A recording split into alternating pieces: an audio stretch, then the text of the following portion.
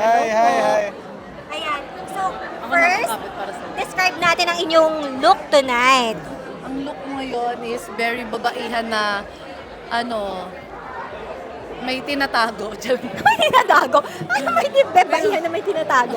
Ano ibig sabihin nun? Sinabi ko nga doon sa may interview kanina, ang ina-expect mo kasi nila sa akin, mag-revealing ako, magpapasexy.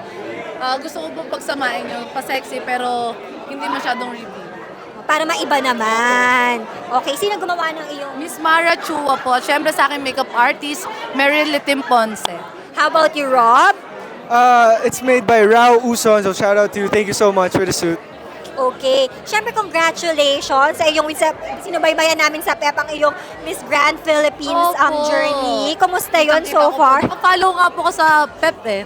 Ayan. Anong feeling na nakuha mo yung crown for Miss Tourism Philippines? Sobrang saya ko po. Hindi lang siguro nagrehistro sa itsura ko noon.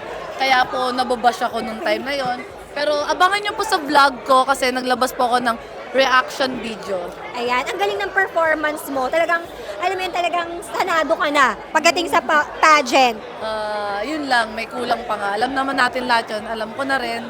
Kaya, basta ho. Abangan nyo sa vlog ko po. Parang awa nyo na, Pep Family.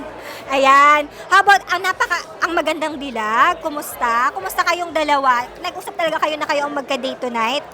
Actually, hindi ba, pero parang it would be the best decision na kami magkasama tonight since we're promoting the show also, and sino ba namang hindi gusto makatabi ang isang Herlene Budol? So, ako yung swerte. Meron na bang nagiging totohanan na ba ang mga pag-iibigan sa magandang dilag? Career lang muna. How about you, Herlene? Career daw po. Career daw po. Parang hindi ka kumbinsido. Ano ibig sabihin nun? Career, basta career na lang daw po. Oh. Pero kayo, open ba kayo sa pagsabay ng love life at career at the same time? Kaya mo ba? Tingin mo, Herlene. Kaya pa ba? Sabay. Open ka? Ay, ano po ko? Open Career ka? na lang po muna. Career na lang po. Ano bang gusto mo sa isang boyfriend, if ever? Gusto ko po yung yung taong palagi akong pinipili. Siyempre, piliin mo yung taong pinipili ka din. Ay, grabe naman niya. Quotable quote. How about you, Rob? Ako gusto ko po din yung lagi akong pipiliin. Ayan. Same. Ayan. May gusto ba kayong ma-meet na kapuso or kapamilya ngayong gabi? Actually, lahat naman po, excited kaming kasi bilang baguang artista po dito sa GMA, nakakabigla po na makakita agad-agad ng isang bungkus ng mga artista. Kaya sobra po kaming excited na ma-meet at saka makachikahan sila. Ako po, bilang baguhan, madami po ako hindi nakikilala, so I'm so excited for that. And I found out that this was a charity thing, so I'm really glad I'm here. Ayan. Ikaw siguro last na lang, na parang ano na lang siguro message mo para dun sa mga tao na minsan na may misunderstand ka or hindi naiintindihan yung mga kung paano yung performance mo or ikaw as a person.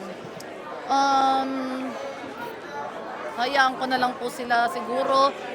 Baka dun po sila kasi masaya eh. Kasi baka nabibigay ko naman yung kaligayahan nila. So, go lang, ituloy nyo lang, piliin nyo kung saan kayo komportable. Huwag nyo na akong isipin. It's okay to be not okay. Oh, grabe, parang yung daming quotable quote. Anong potable ko? Pwedeng gamitin na sinabi mo, I think. Oh, ayan. Ganyan, tama. Kasi yung mga statement mo. Gusto ko yung may dictionary ka, walking. Walking dictionary ko kayo. Ayan, enjoy. Marami pa nga po kasi ako hindi alam. At least naman, ang maganda naman doon, very open ka. Hindi kayong parang nahihiya na aminin. Sinasabi ko na lang din ho, para kapag nanggaling sa iba, hindi na masyado masakit kasi ako na mismo, ina-admit ko na eh. Ayan, enjoy the evening, Rob and Herlene. And Thank you po. Thank you for dropping by dito sa Summit Thank you. Food. Nice to Thanks, meet Beth. you.